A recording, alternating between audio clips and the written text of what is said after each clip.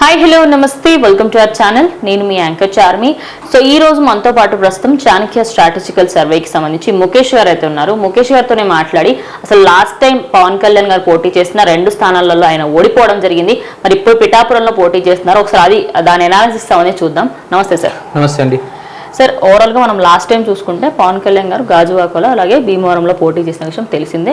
ఒక మంచి మెజారిటీ వచ్చిందని అనుకోవచ్చు, కానీ ఓడిపోయారు 2 ప్లేస్లలో. మనం ఇక్కడ చూసుకున్నట్టయితే 58,000 వరకు ఓట్స్ అయితే వచ్చాయి. మనం నెక్స్ట్ గాజువాక తర్వాత భీమవరం చూసుకున్నట్టయితే ఇప్పుడు 62,000 వరకు వచ్చాయి సార్. నెక్స్ట్ పిఠాపురంలో ఆయనకు ఎన్ని వచ్చే అవకాశం ఉన్నాయని అంటున్నారు మీరు చాణక్య స్ట్రాటజికల్? యాక్చువల్గా మీరు ఇందాక అడిగినప్పుడు ఒకసారి ఇక్కడ చూడండి, గాజువాకలో 29% వచ్చింది పోలింగ్. గాజువాక అక్కడ 2 lakhs ఓట్ పోల్ అయింది ఇంచుమించు. 2 lakhsలో మనకి ఇక్కడ 30% అప్రాక్సిమేట్లీ తనకు పోల్ అయింది. బట్ సెకండ్ ప్లేస్లో ఉన్నారు. థర్డ్ ప్లేస్లో టీడీపీ ఉంది గాజువాక. అండ్ ఇక్కడ కూడా భీమవరంలో మీరు చూస్తే సెకండ్ ప్లేస్లో పవన్ కళ్యాణ్ 32.3% వచ్చింది. అప్పుడు కూడా థర్డ్ ప్లేస్లో టీడీపీ ఉంది. ఇప్పుడు ఇక్కడ టీడీపీ లేదు, డైరెక్ట్ టీడీపీ జనసేన కూటమి.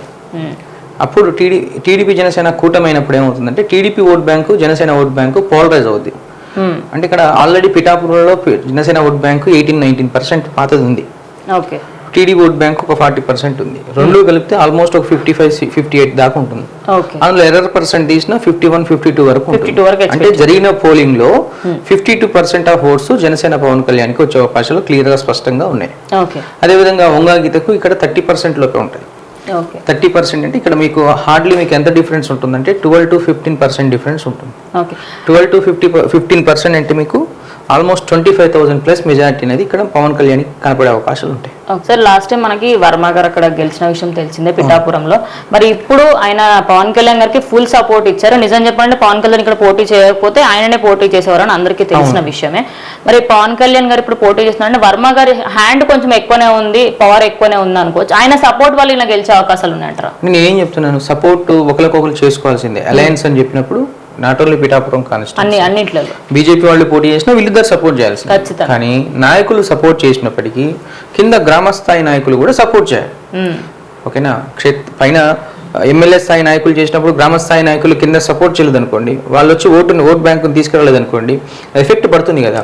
అందుకే నేను చెప్తున్నా, అంటే అభిమానం, అంటే మీరు ఇందాక వర్మకి ఉన్న అభిమాన నాయక సంఘం కొంచెం ఉంటది, అసంతృప్తి సెగలు ఉంటాయి. వాళ్ళు కొంత పవన్ కళ్యాణ్ అంటే నచ్చని వాళ్ళు ఉంటారు, పవన్ కళ్యాణ్ అంటే స్పెషల్ గా నచ్చని వాళ్ళు. అంటే అవన్నీ తీసుకుని ఒక 10% ఎర్రర్ తీస్తున్నాం, లేకపోతే మీరన్న 50,000 వచ్చింది. ఎర్రర్ తీయకపోతే వచ్చే అవకాశం 25,000 మినిమం వస్తుంది. అంటే పవన్ కళ్యాణ్ మెజారిటీ 25,000 తో స్టార్ట్ అవుతుంది. అది ఎక్కడ ఎండ్ అవుతుంది అనేది ఆ ఎర్రర్ శాతం బట్టి ఉంటుంది.